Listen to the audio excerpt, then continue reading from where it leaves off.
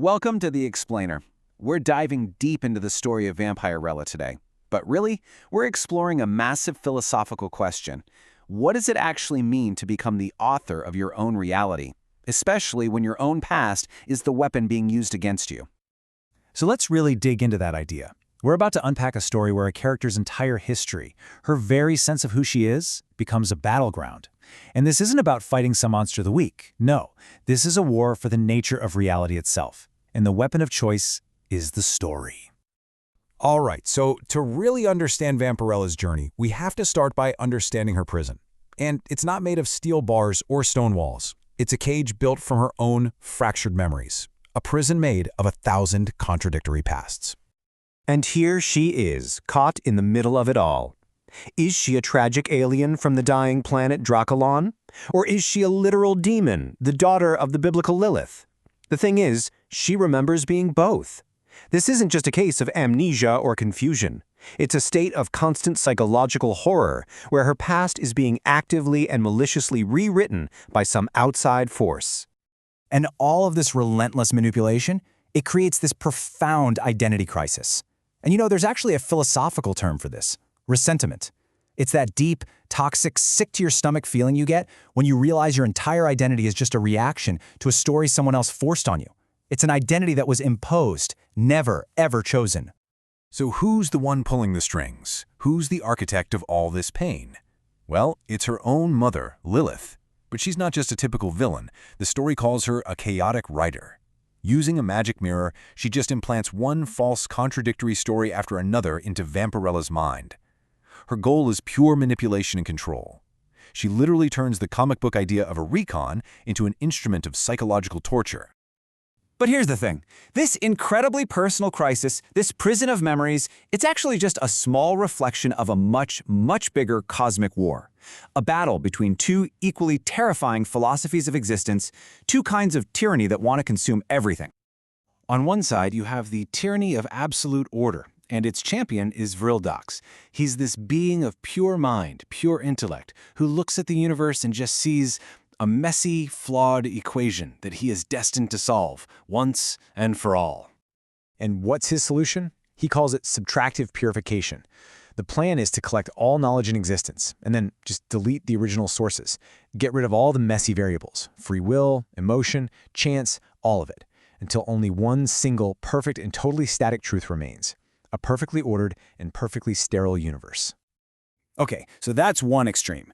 Now, on the complete opposite and equally horrifying side of the spectrum is the tyranny of total chaos, and its avatar is the Continuist. He's not really a person, he's more like a process. He's the living, breathing embodiment of the retcon itself, a force of pure narrative decay. His method is called additive corrosion. See, he doesn't destroy things, he just drowns them in meaninglessness. He wants to make everything canon by injecting 1,000 contradictory histories into the very foundation of reality.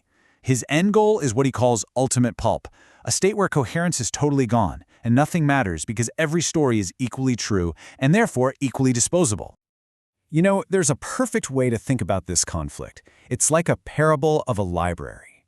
Villox is the strict librarian who decides to burn every single book except for one single perfect encyclopedia. Meanwhile, the Continuist is the vandal who sneaks in every night and rewrites every page with disappearing ink until all the stories are just an incoherent, meaningless mess. So you see the problem here, right? Both of these paths are a complete dead end for the soul. What do you pick? An existence without freedom in a perfectly ordered cage, or an existence without meaning where nothing is real at all? It's an absolutely unacceptable choice. So, Vampirella is trapped right between these two destructive forces. What is she supposed to do? She can't just fight her way out of this one. She needs a guide, someone who can offer not a new answer, but an entirely new way of looking at the problem. And that's where her ally, Sophia, comes into the picture. And just think about the contrast here. You've got Lilith, the chaotic writer, who imposes narratives to manipulate and control. And then you have Sophia, the wise interpreter, who uses wisdom to guide and empower. She's not here to give Vampirella another fake history. She's here to help her make sense of the chaos she's already in. So how does she do it? Well, Sophia's approach is entirely philosophical. She introduces Vampirella to the ideas of Nietzsche, teaching her to embrace what he called the Dionysian spirit. And what does that really mean?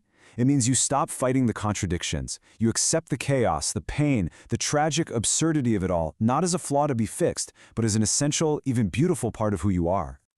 And this guidance, this new perspective, it leads Vampirella to the central, most profound revelation of her entire existence. This is a moment of pure philosophical breakthrough.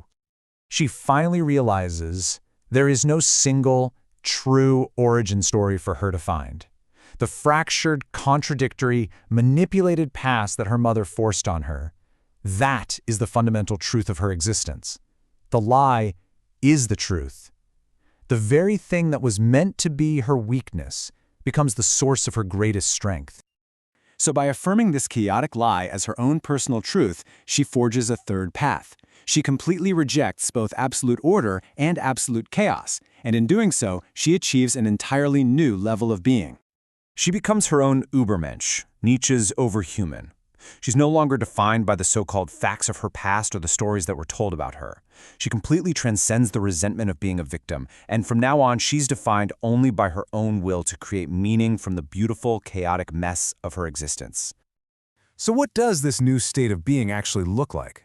Well, first, she doesn't just endure her past anymore. She weaponizes it. She now remembers every single timeline, every deletion, and turns those contradictory memories into power. She operates in a self-begotten state on a closed causal circuit. Now that's some fancy language, but what it means is she now defines herself from the inside out, making her totally immune to retcons. The universe itself actually has to reclassify her as a high-level informational hazard. Why? Because she's a walking, self-sustaining paradox, carrying viral code from realities the universe itself tried to delete. And this quote, well, it says it all. I am the Übermensch, the self-begotten. The origin story is dead and forgotten. The play is not yours to direct or to twist. I am the author, and I exist. She's not playing their game anymore. She's torn up their script and declared her own authority. And in her final act of creation, she takes the raw, primal instinct of the first world and fuses it with her newfound self-authorship. This fusion doesn't just save her, it evolves the entire cosmic war, creating a brand new, paradoxical reality, a fifth world. Which leaves us with this final, kind of mind-bending question. By mastering her own narrative chaos, Vampirella has become something new, something uncontainable. So what happens when a being who remembers every deleted timeline truly becomes the master of their own story? What are the true limits? Maybe there aren't any.